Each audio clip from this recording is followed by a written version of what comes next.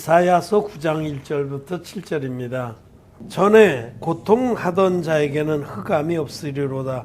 옛적에는 여호와께서 수블론 땅과 납달리 땅으로 멸시를 당케 하셨더니 이후에는 해변길과 요단 저편 이방의 갈릴리를 영화롭게 하셨느니라.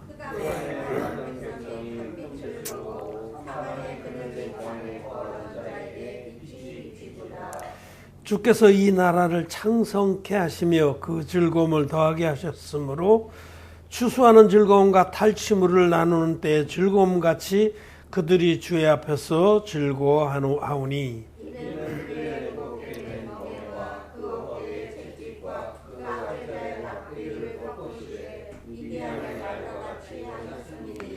어지러이 싸우는 군인의 갑옷과 피 묻은 복장이 불에 섭같이 살라지리니 이는 하나가 우리에게 닿고 하나를 우리에게 주신 바 되었는데 그 어디에는 정사를 배웠고 그 이름은 기묘자라 모사라 전능하신 하나님이라 영원하신 아버지라 평강의 왕이라 할 것이라. 그 정서와 평강의 더함이 무궁하며 또 다윗의 위에 앉아서 그 나라를 굳게 세우고 자금 이후로 영원토록 공평과 정의로 그것을 보존하실 것이라. 만군의 여호와의 열심히 이를 이루시리라. 아멘. 네, 성도 여러분 안녕하십니까? 또 온라인으로 함께 예배를 드리는 의인들, 거듭난 하나님의 자녀들 반갑고 사랑합니다. 오늘이 12월 20일입니다. 그래서 제가 아침에 동지가 가까웠을 거다. 오늘이나 내일이나 맞을 거다. 그러고 찾아봤더니 어제가 동지더라고요. 이게 조금씩 날짜가 바뀌는데 대개 12월 22일 그 어간인데 올해는 12월 21일이 동지였습니다. 어제 동지팥죽도 못 먹고 지나갔네. 예, 그 계절 음식을 먹어야 되는데 아무튼 동지가 지났다는 거는요. 이제부터는 오늘부터는 해가 길어진다는 거예요.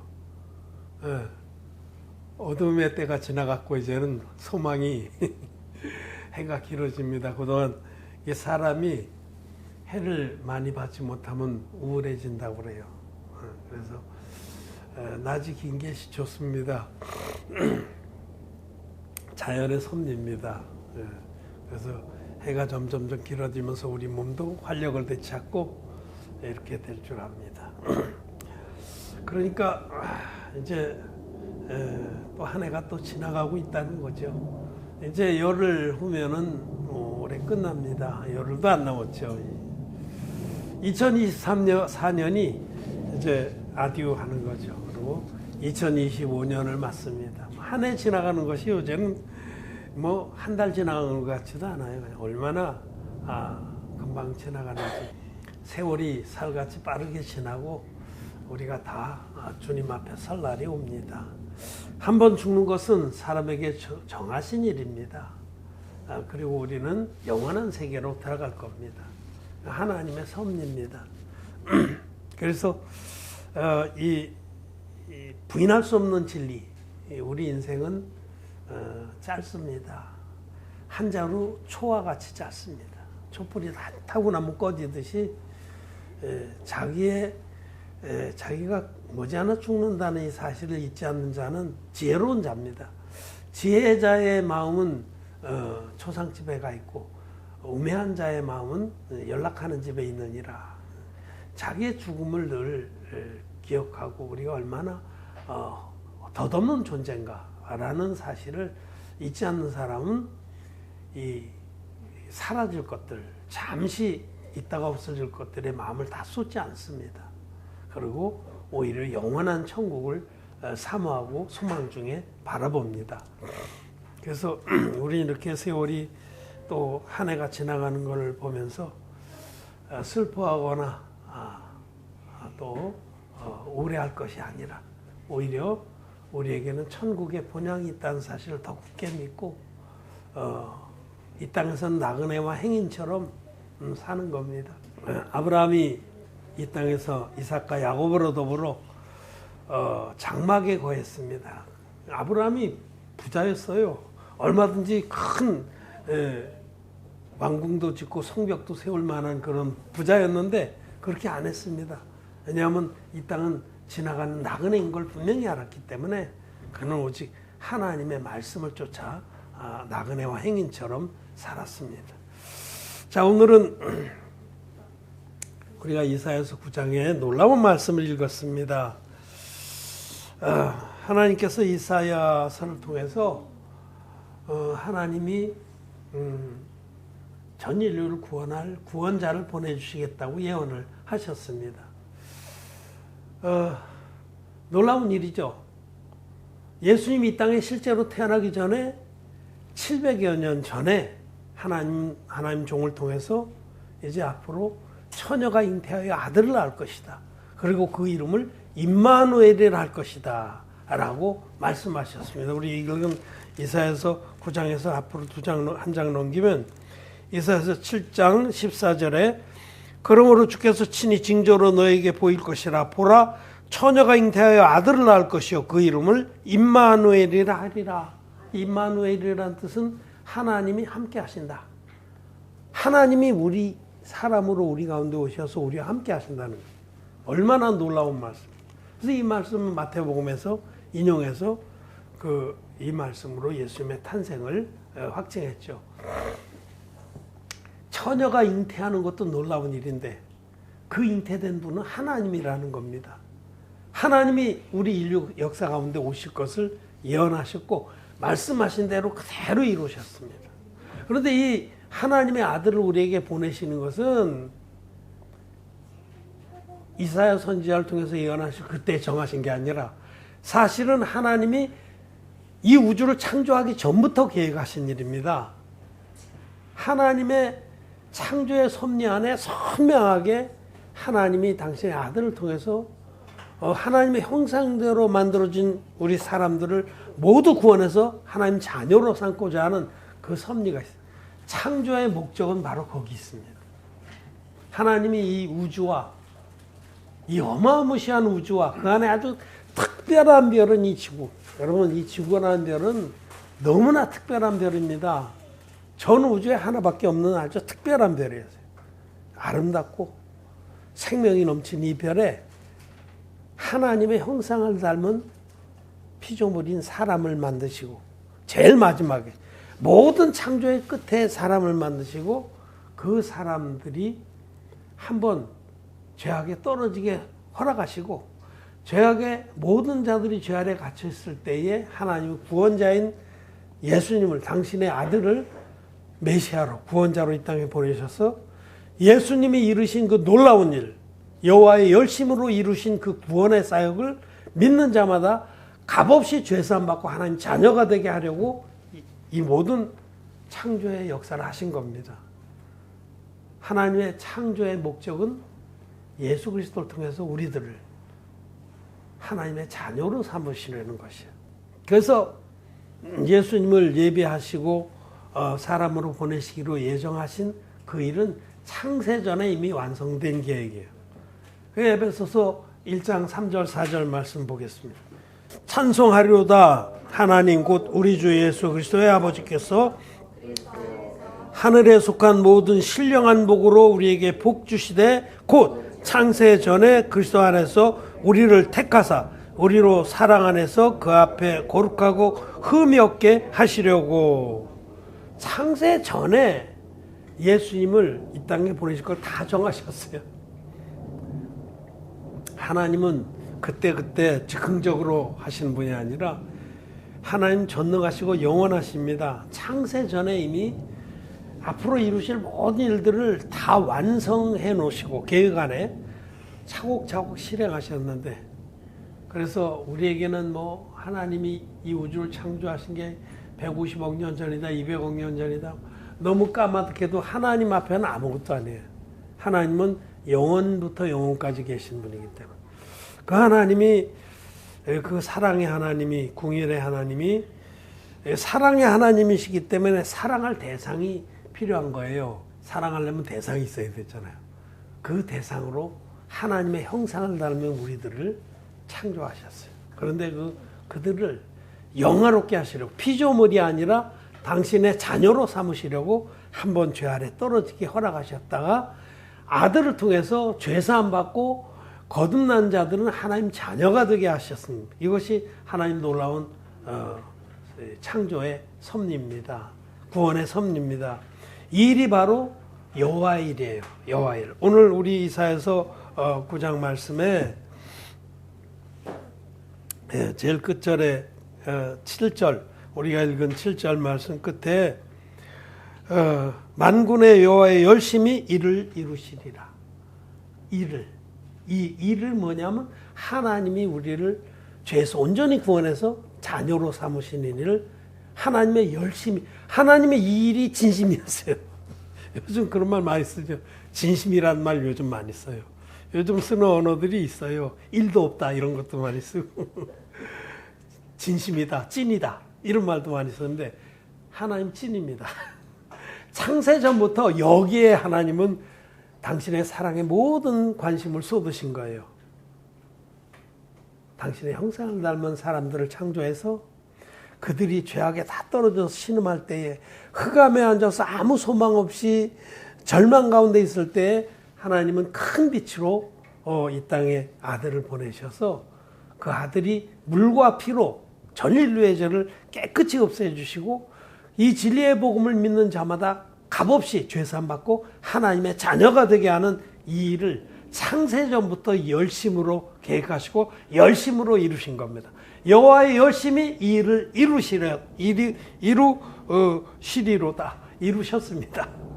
이루셨습니다. 우리 하나님은 정말 진리의 하나님이시고 긍휼의 하나님이시고 사랑의 하나님이십니다.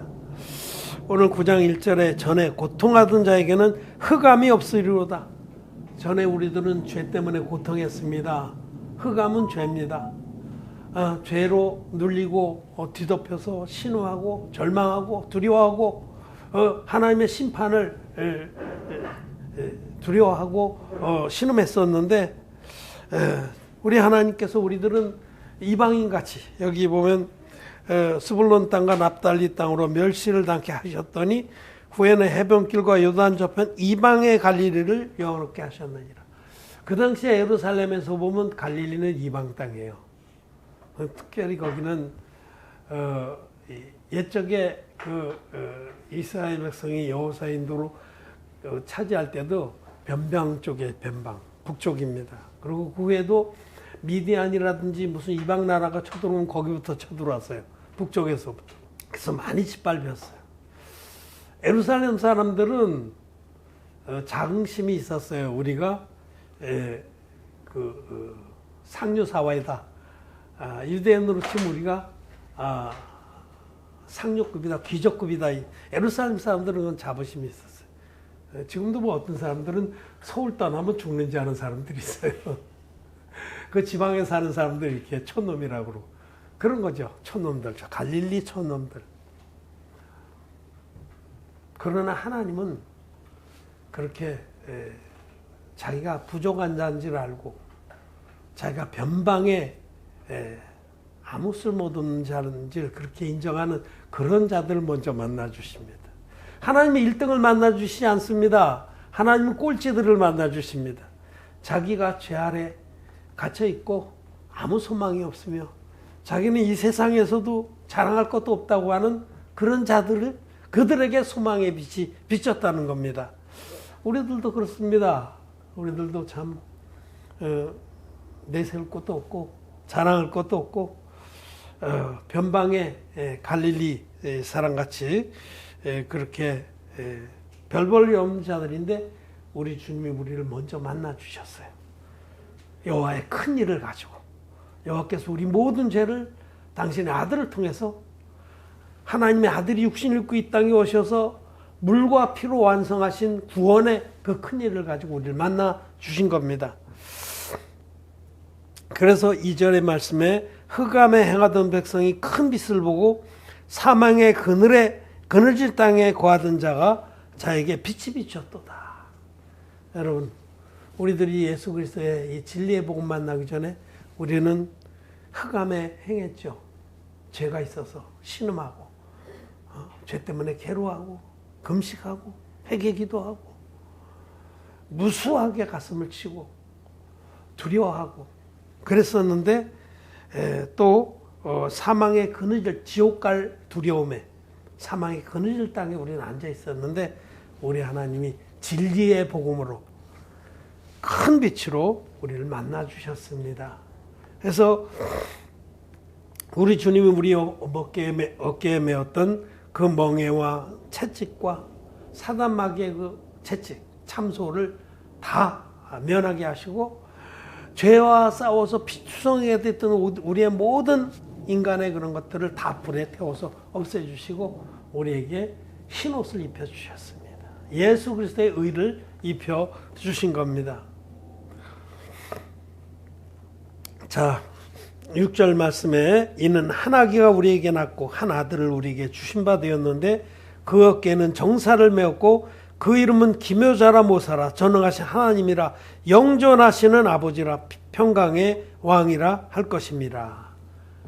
정말 우리들 가운데 지금부터 2000년 전에 처녀 마리아의 몸에 성령으로 잉태돼서 오신 분은 성자 하나님입니다. 하나님이 우리와 같은 육신의 몸으로 오셨습니다.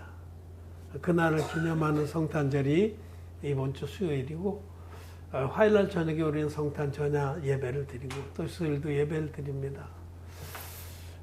성탄절 예수님이 정확히 몇 월 며칠에 태어난지 모릅니다. 성경에 기록이 안 돼 있어요. 그거는 나중에 후대에 정한 겁니다. 그래서 뭐 그거 가지고 시비 거는 사람도 많아요. 그거는 그 이방인들이 태양절이 동지 때거든요.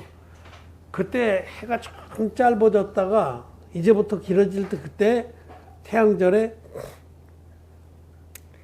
그 짐승을 잡아서 막 털털 뛰는 심장을 이렇게 들이면서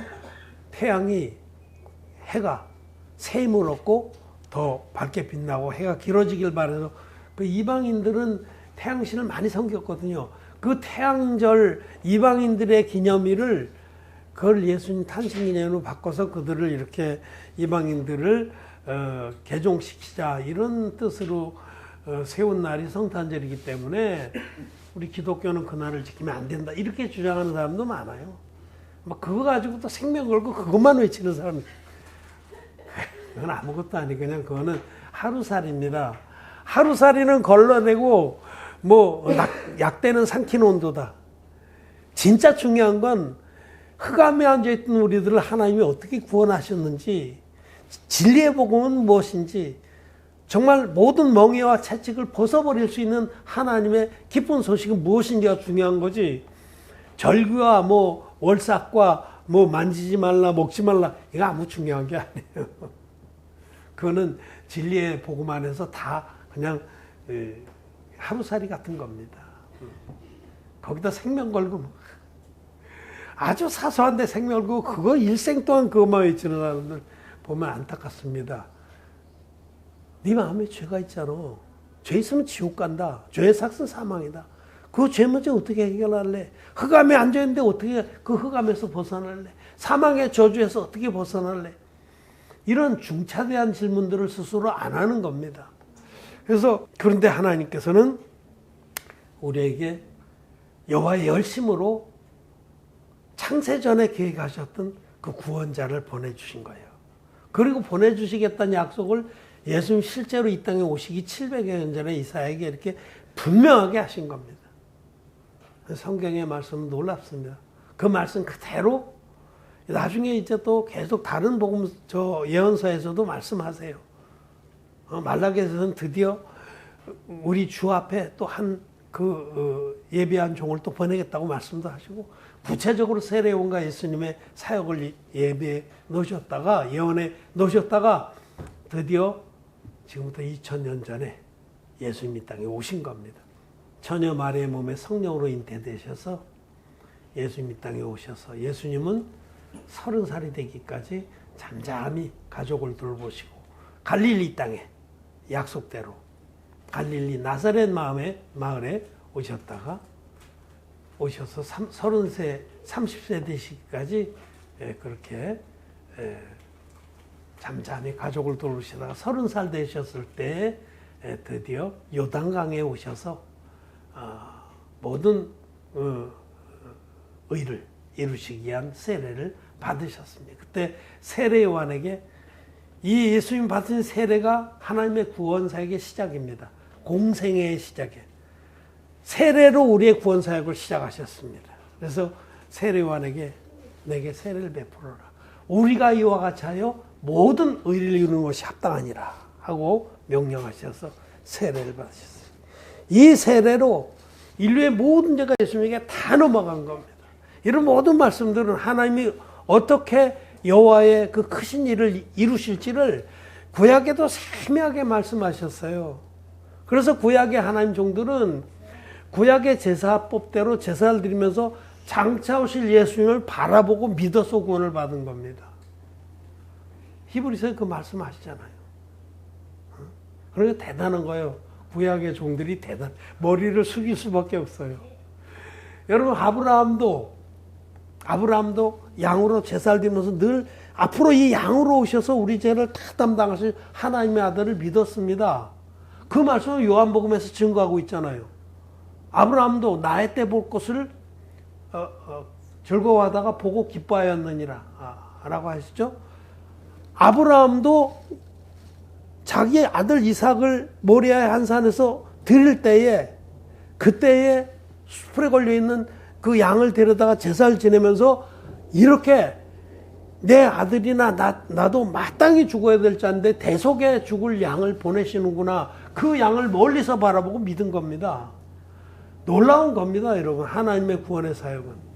그래서 예수님이 어린 양으로 오셔서 세례요한 인류의 대표적에 받은 안수로 나와 여러분들의 모든 죄를 다 담당하시고 십자가에서 피로서 갚아주셨기 때문에 예수님이 물과 피로 이루신 여호와의 큰 일을 믿는 우리들은 이제 흑암에서 벗어났고 모든 사단 마귀의 거짓말로부터 벗어나서 멍에에서 벗어나고 채찍질에서 참소에서 벗어나서 이제 빛의 아들로 하나님의 자녀들로 거듭나게 된 것입니다.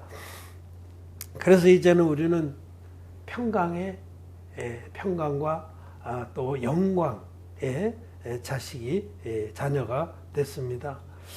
여호와의 열심히 이루신 일로 인해서 우리는 존귀와 영광을 잊게 되었다. 전에 흑암에 행하던 백성이 큰 빛을 보고 사망의 그늘질 땅에 거하던 자에게 빛이 비추었도다. 여러분, 우리에게 이런 소망,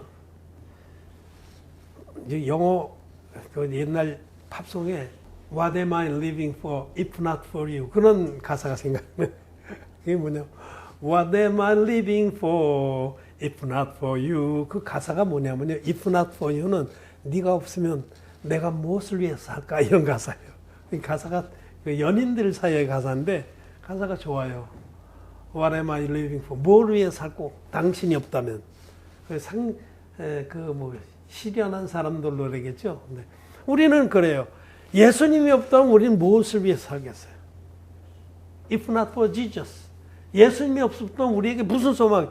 예수님이 오시지 않았다면 우리는 그냥 흑암 가운데서 허덕이고 모든 죄에 짓눌리고 사단 마귀의 채찍질과 참소에 허덕이다가 지옥 갈 자들이었습니다. 예수님이 없었다면, 예수님이 이 땅에 약속대로 오시지 않았다면, 하나님이 창세전에 예수님을 예비하시지 않았다면 우리에게는 아무 소망이 없는데, 여러분, 우리에게는 이제 큰 빛이 비쳤습니다. 그리고 우리는 소망 중에 살게 됐습니다. 이 땅의 것은 아무것도 아닙니다, 여러분. 이 땅은 잠시 지나가는 겁니다. 보이는 것은 잠깐이요, 보이지 않는 것은 영원하도다. 보이는 것 때문에 너무 짓눌리고 슬퍼하고 탄식하고 억울해하고 불평하고 괴로워하고 하지 마십시오. 우리에게는 큰 빛이 비쳤습니다. 여호와의 열심히 그 일을 이루셨습니다. 소망 중에 우리는 남은 때를, 의인은 오직 믿음으로 사는 겁니다. 오직 의인은 믿음으로 말미암아 살리라. 우리에게 오신 구원자 예수님을 굳게 붙들고 그의 의를 쫓아 그 나라와 그 의를 위해 살다가 주님께 갑시다. 말씀을 마쳤습니다.